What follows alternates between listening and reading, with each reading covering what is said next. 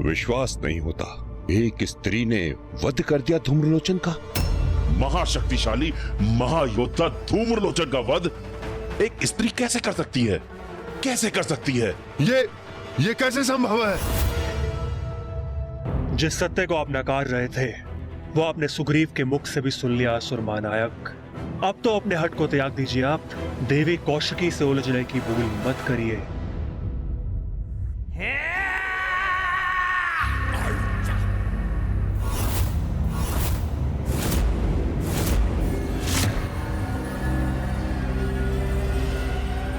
तो तुम ये कहना चाहते हो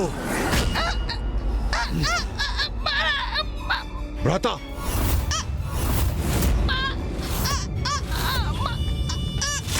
अत्यंत शक्तिशाली महायोद्धा सेनापति धूम्रलोचन का वध एक तुच्छ अबला नारी के हाथों हुआ और तुम मुझे यह समझाने का प्रयास कर रहे हो? तुम्हारी बुद्धि क्या भ्रष्ट हो गई है और तुम ये समझ रहे हो कि मैं तुम्हारे मिथ्या कथन पर विश्वास करूंगा? तुम्हारे कपट वचनों से मैं भ्रमित हो जाऊंगा। तुमने ऐसी कल्पना भी कैसे की? हाँ? मैं सत्य कह रहा हूँ महाराज, वो नारी अवश्य है पर अबला नारी नहीं। प्रचंड शक्तिशाली है, स्वामिनी है वो। उसने आपके लिए भी एक संदेश भेजा है। संदेश? कैसा संदेश? भ्राता शुंभ, इसे मुक्त कीजिए ताकि हमें ज्ञात हो सके कि क्या संदेश लेकर आया है।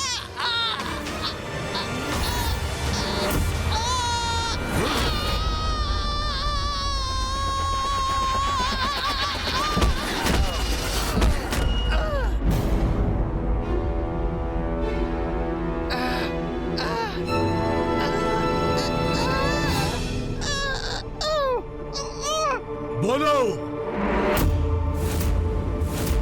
देवी कौशिकी ने आपके प्रस्ताव के उत्तर में ये संदेश भेजा। जाओ और जाकर अपने स्वामी को मेरा संदेश दो कि मैं विवाह उसी योद्धा से करूंगी जो मुझे युद्ध में पराजित करने में सक्षम होगा। यदि तुम्हारे स्वामी में इतना सामर्थ्य है तो यहाँ आकर मुझे पराजित करें और अपनी मुझसे विवाह करने की इच्छा को पूर्ण करें।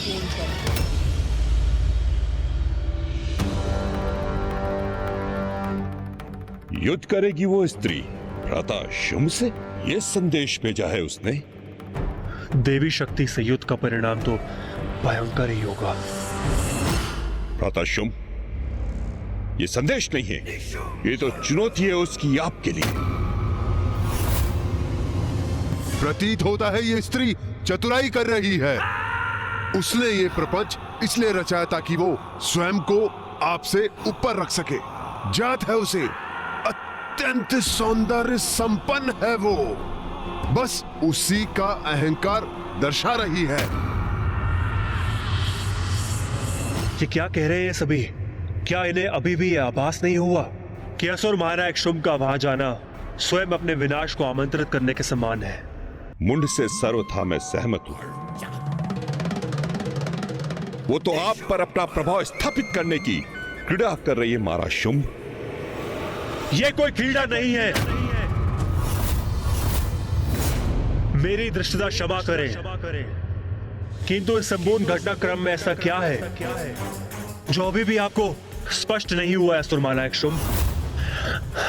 सत्य हमारे समक्ष है। धूम्रलोचन का अंत हो चुका है। देवी कौशिकी ने उसका वध किया है और अब वो आपको युद्ध के लिए ललकार रही है। और आप अभी भी नहीं समझ पा रहे हैं कि वो कोई साधारण स्त्री नहीं है, अपितु पराअंबा है। मैं तो आपको कब से यही समझाने का प्रयास कर रहा हूं कि उनसे उलझना उचित नहीं है, क्योंकि जो दुर्दशा आज धूम्रलोचन की हुई है वो कल हम सबकी भी हो सकती है। और मैं तुम्हें कितनी बार समझा चुका हूं रक्तबीज कि मैं असुर महानायक शुंभ किसी स्त्री के समक्ष नहीं झुकूंगा। किसी अबला नारी का शरणागत कभी नहीं बनूंगा मैं, कभी नहीं, कदापि नहीं।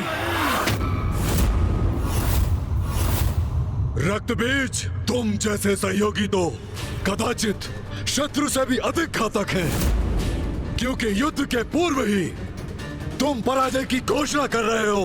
तुम्हें लज्जा नहीं आती? इतने बड़े शक्तिशाली असुर होकर भी भीरुता का प्रदर्शन कर रहे हो तुम। उस देवी से तो तुम्हें युद्ध के लिए तत्पर होना चाहिए रक्तबीज। भागने या छुपने या समर्पण करने के लिए नहीं। यदि यह स्त्री क्रीड़ा की इच्छुक है तो मैं इसके साथ क्रीड़ा अवश्य करूंगा, परंतु ये क्रीड़ा उसके नहीं मेरे अनुसार होगी। अपने अपार सौंदर्य पर उसे बहुत गर्व है ना, उसी के बल पर मुझे अपने घुटनों पर झुकाना चाहती है ना, और चाहती है कि मैं स्वयं उसके पास जाऊं और उसे विवाह के लिए मनाऊं।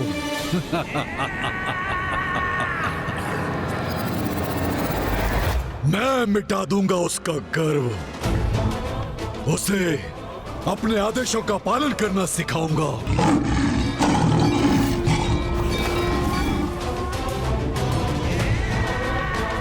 असुर महानायक शुंभ की पत्नी बनना है तो उसे मेरे शीश पर नहीं, मेरे चरणों में वास करना होगा। और मैं उससे ये सब कुछ मनवा कर ही रहूंगा। उचित है भैया, सर्वथा उचित है। आपको यही करना चाहिए। चंड मुंड, जी असुर महानायक, आदेश दीजिए। बहुत हुआ प्रस्ताव भेजने का प्रपंच।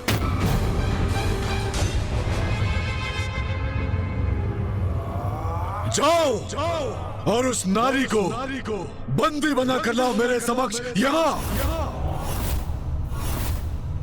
और उसे स्वीकार हो या अस्वीकार, मैं उसे बलपूर्वक विवाह करके ही रहूंगा।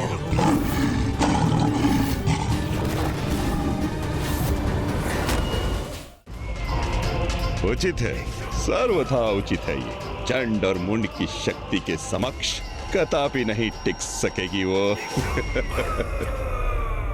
असुर महानायक शुंभ का ये आदेश बहुत अनिष्टकारी सिद्ध हो सकता है। असुर महानायक मात्र बंदी बनाकर लाए उसे, अथवा भ्राता चंड का अर्थ है कि अगर आपको कोई आपत्ति ना हो तो क्यों ना हम उससे धूम्रलोचन के वध का प्रतिशोध भी ले लें। उसकी उद्दंडता के द्वंद स्वरूप उसे थोड़ा प्रताड़ित भी क्यों ना कर लें, फिर तो वो आपकी आज्ञा अवश्य स्वीकार करेगी। चंड मंड, उचित कहा तुम दोनों ने।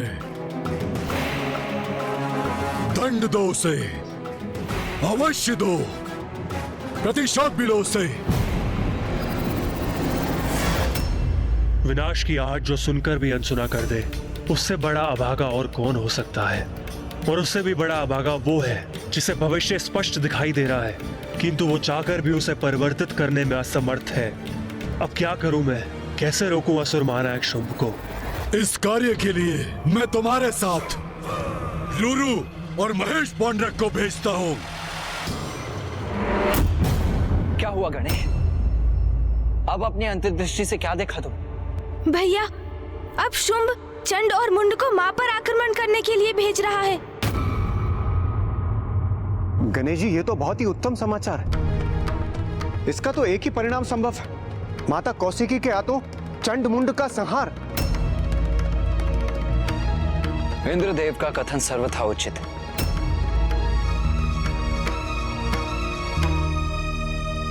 किंतु तुम क्यों चिंतित प्रतीत हो रहे हो गणेश? चंड और मुंड की शक्तियों से तो हम भली भांति परिचित हैं भैया, किंतु शुंभ ने अन्य दो असुरों का भी आवाहन किया है, रुरु और महेश पौंडरक।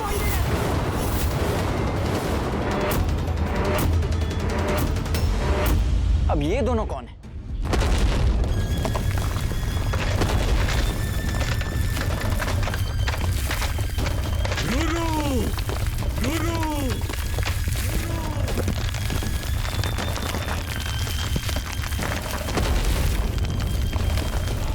असुर महानायक शंभ पुकार रहे हैं मुझे।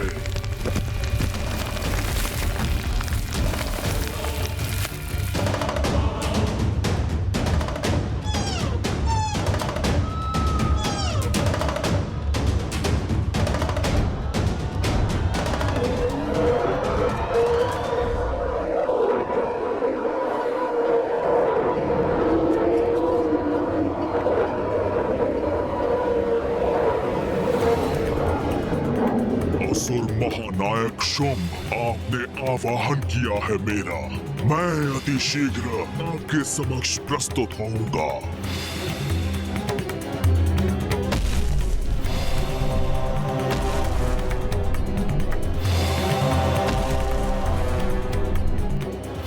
महेश पौंड्रक! महेश पौंड्रक!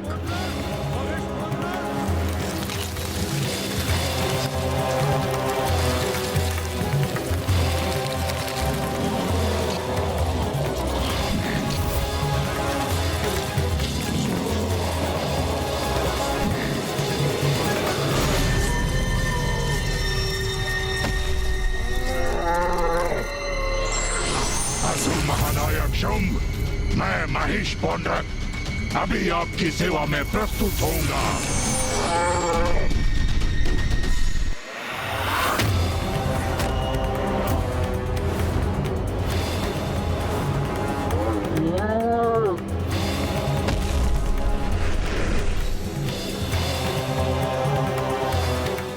महेश पौंड्रक,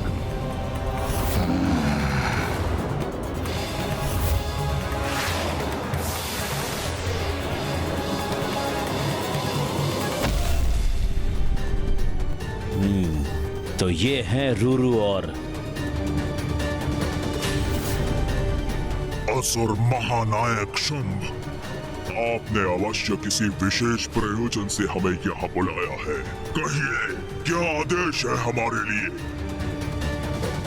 एक घमंडी नारी के मान को कुचलना है। मात्र एक नारी से युद्ध हेतु आपने हम दोनों का आवाहन किया। धूम्रलोचन जैसे शक्तिशाली असुर का वध करने वाली नारी असाधारण नहीं हो सकती, कदापि नहीं।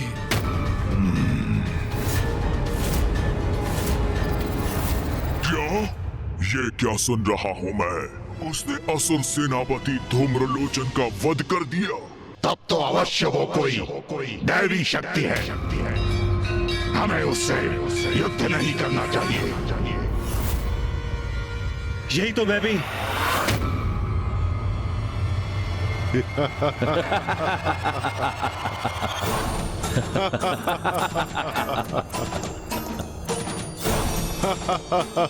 यहाँ कोई प्रयास हो रहा है क्या, जो तुम हंसने लगे हो? नहीं असुर महानायक, किंतु मैंने तो आपसे पूर्व ही कहा था कि उस दुष्ट नारी को उचित पाठ सिखाने के लिए चंड और मुंड ही पर्याप्त हैं।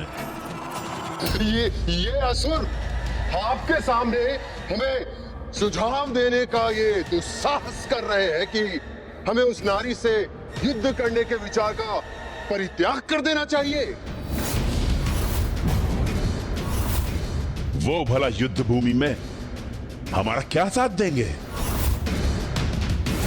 कदाचित वहां पहुंचकर अस्त्र शस्त्र त्याग देंगे और वहीं उस देवी की आरती करने लगेंगे।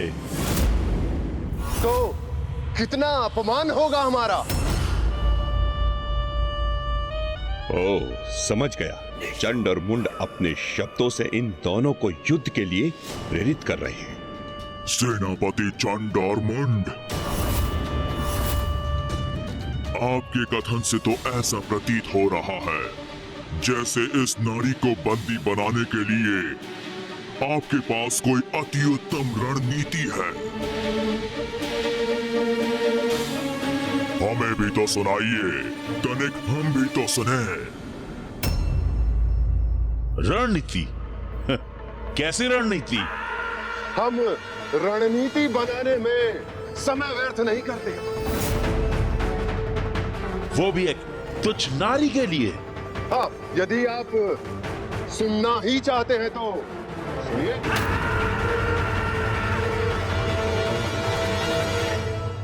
जैसे ही हम उस स्त्री के निकट पहुंचेंगे, हम उसे एक अंतिम चेतावनी देंगे जो उसके लिए समर्पण कर हमारी बंदी बन हमारे साथ आने का अंतिम अवसर होगा।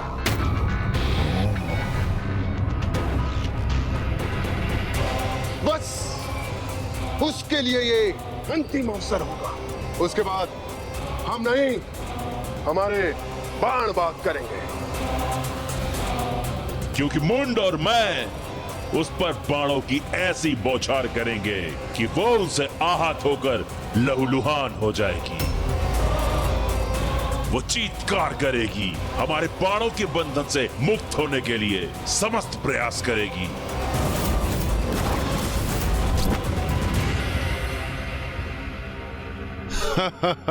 अपने कोमल कोमल हाथों से अपने बाणों को हटाने का प्रयत्न करेगी। तब मैं और चंड उस पर अपने विद्युत पाश फेंककर बंदी बना लेंगे। फिर हम अपने विद्युत पाश खींचेंगे जिससे वो बाणों के मध्य से होते हुए ऊपर की ओर उठेगी, जिससे उसे अपार पीड़ा होगी और वो चित्कार करेगी और उसकी चित्कार उन पर्वतों में गूंज उठेगी और उसकी वो चीत्कार की गूंज हमें अत्यंत आनंद देगी।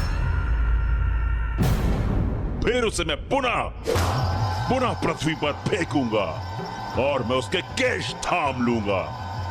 वो रुदन करेगी, सिसकियां भरेगी और तब हम उसके भयभीत आतंकित आंखों में देखकर गर्जना करेंगे और उससे कहेंगे कि देखा तुमने हमारे असुर महानायक शुंभ के प्रस्ताव को अस्वीकार करने का परिणाम।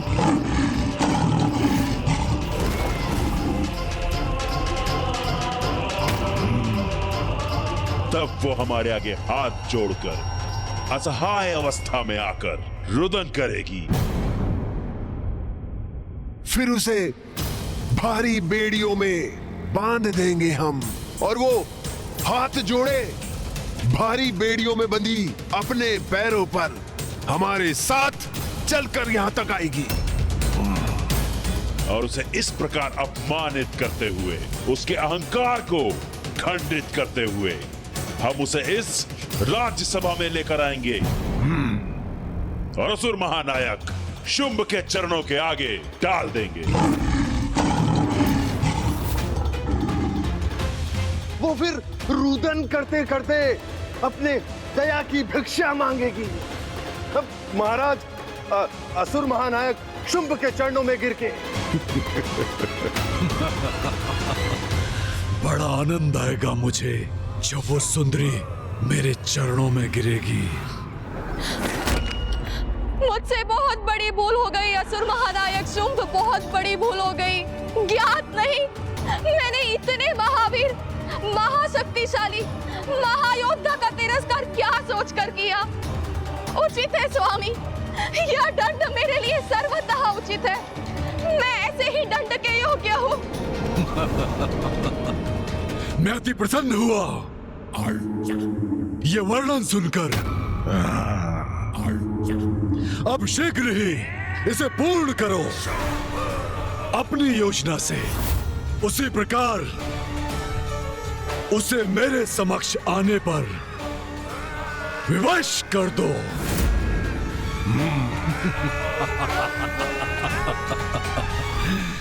जाओ।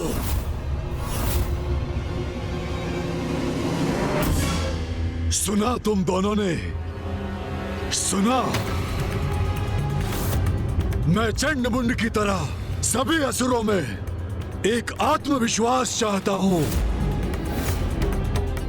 यदि तुम भीरू हो, अक्षम हो, तो स्वीकार करो कि तुम असुर महानायक के विश्वास के योग्य नहीं। अन्यथा मेरे आदेश का पालन करो। जाओ, उस नारी को बंदी बनाकर मेरे समक्ष यहाँ प्रस्तुत करो। जाओ। राक्षस संस्कृति से बंधे हम असुर योद्धा हैं। असुर महानायक के आदेश का पालन कर उनके और असुरों के प्रति अपने दायित्वों का निर्वाह हमारा परम कर्तव्य है। असुर महानायक शुंभ, आपकी सेवा ही मेरे जीवन का एकमात्र उद्देश्य है। यदि आप चाहते हैं कि मैं उस देवी के साथ युद्ध करूं, तो फिर उचित है, युद्ध होगा।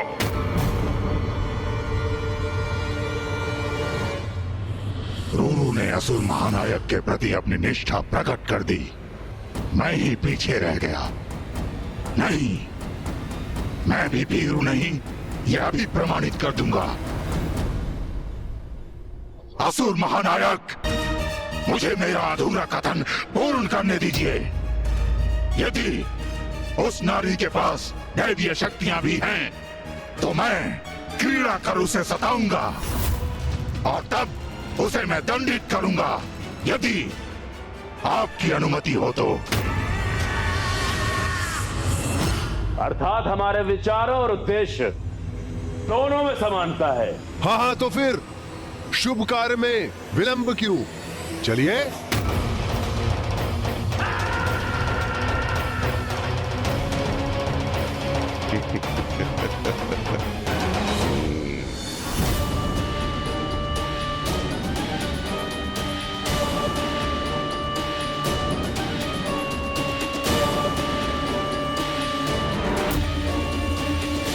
यहाँ जो भी हो रहा है उचित नहीं है।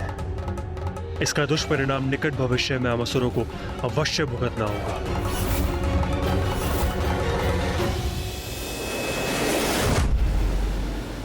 कितना मूर्ख है ये शुंभ। रक्त बीज रूरू महिष पौंड्रक ने उसे समझाने की कितनी चेष्टा की, किंतु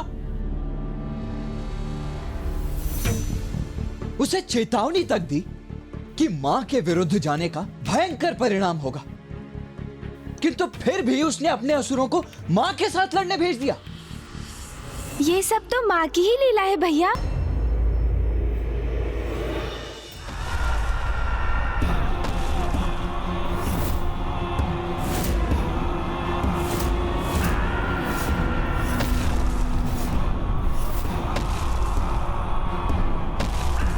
अब ये कैसे दूध भेजे हैं शुंभ ने?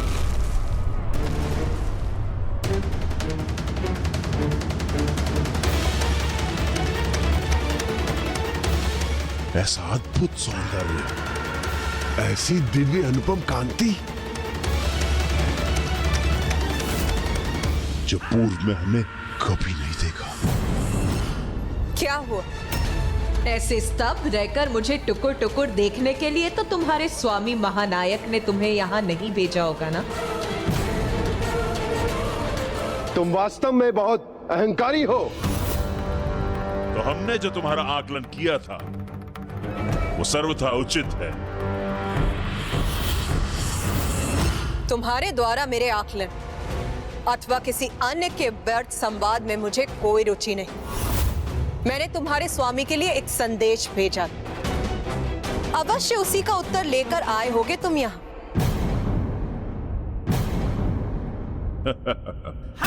तुम्हें क्या वास्तविक में ऐसा लगा कि तुम्हारी इस तुच्छ सी चुनौती का उत्तर देंगे असुर महानायक? हाँ, सुनो, अब अपना ये स्वांग त्याग कर चलो हमारे साथ। क्योंकि तुम्हारी उद्दंडता को अनदेखा कर, तुम्हें क्षमा कर, हमारे स्वामी अभी भी तुमसे विवाह करने के लिए तैयार हैं।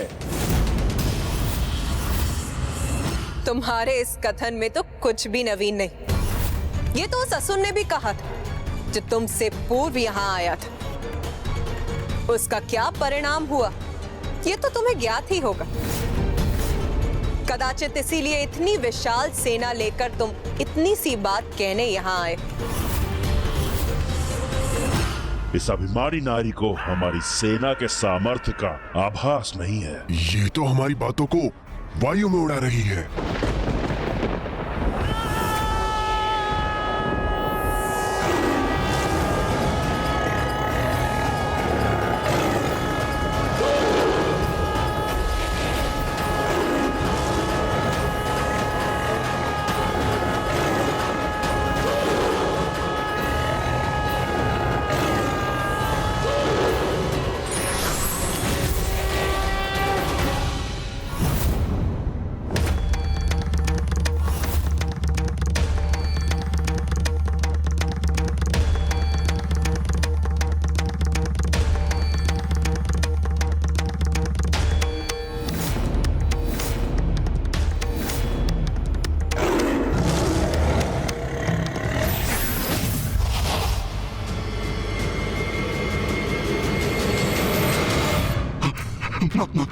माता कौशिकी,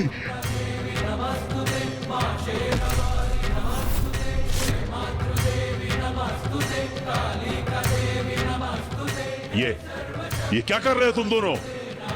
महेश पौंड्र, ये ऐसे हाथ जोड़कर इस नारी के समक्ष क्यों बैठे हो?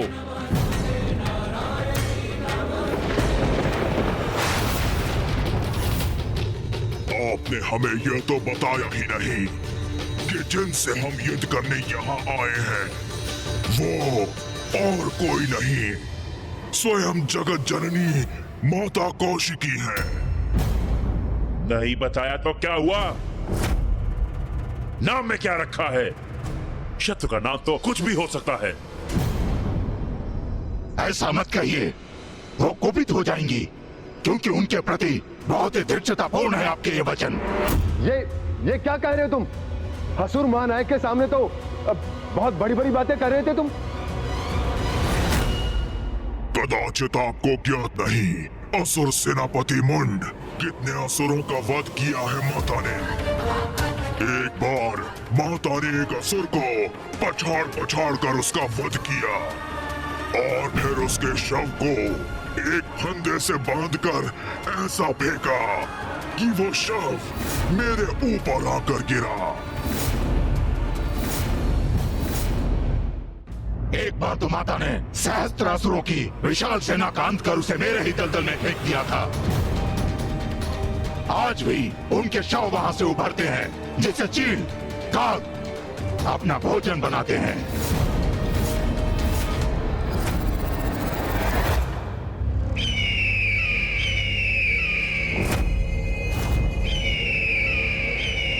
अरे, इन्होंने नाम लिया नहीं और ये प्रस्तुत हो गए। ऐसी सुंदरी इतनी भयंकर कैसे हो सकती है? किंतु आकाश में इन गिद्धों और चीलों के अवतरित होने का और क्या अर्थ समझूं मैं? ये तो अत्यंत शक्तिशाली प्रतीत होती है।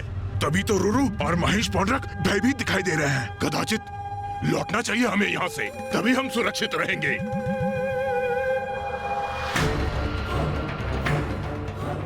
उस मूर्ख असुर ने हमें पूर्व में ही इस नारी के बारे में बता दिया होता तो हम और सटीक योजना बनाते। अब क्या करें हम? इस प्रकार यहाँ आकर युद्ध भूमि से लौट भी नहीं सकते। एक दो पाश तो हमें इस पर फेंकने ही होंगे।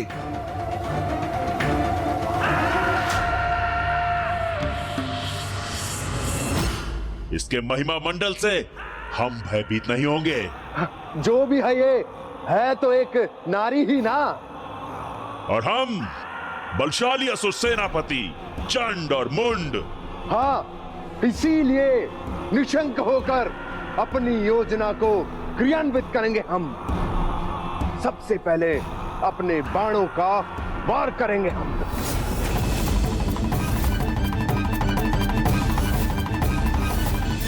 देवी अवश्य तुम्हारे बाणों को नष्ट भ्रष्ट कर देंगी। ये इतने विश्वास से कह रहा है तो क्या ये सत्य है? क्या ये वास्तव में हमारे बाणों को नष्ट कर देगी? हम दोनों तो माँ के विरुद्ध जाकर उनसे नहीं लड़ रहे, किंतु आप दोनों को योद्धाओं का धर्म निभाना ही चाहिए।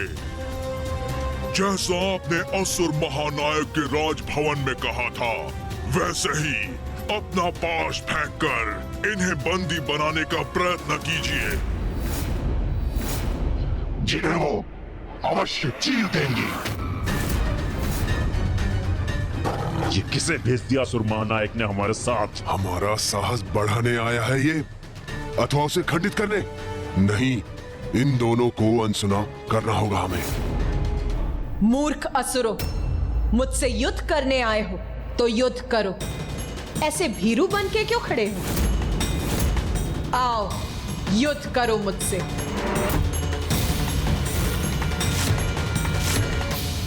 शक्तिशाली हैं हम, वरदानी शक्तियां प्राप्त हैं हमें।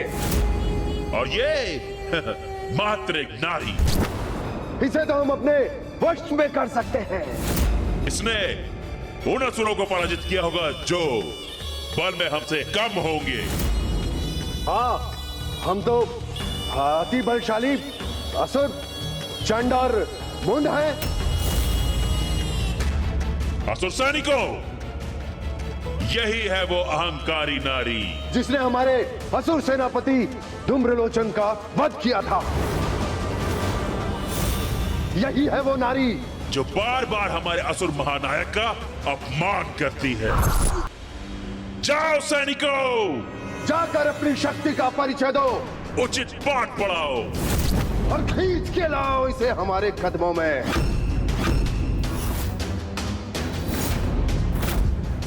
जाओ सैनिकों।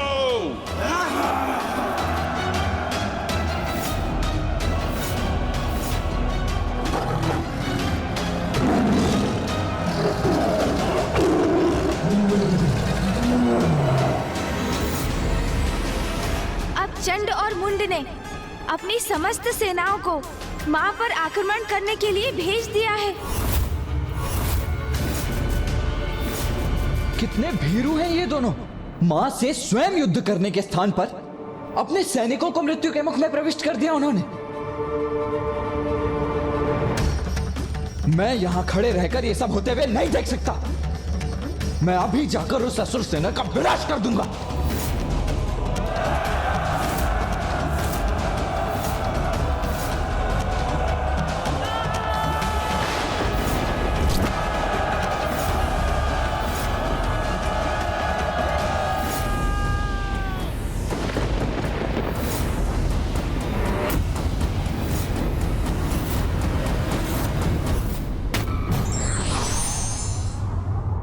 समय रहते यदि कोई वास्तविकता को नहीं स्वीकारे तो उसकी पराजय निश्चित है।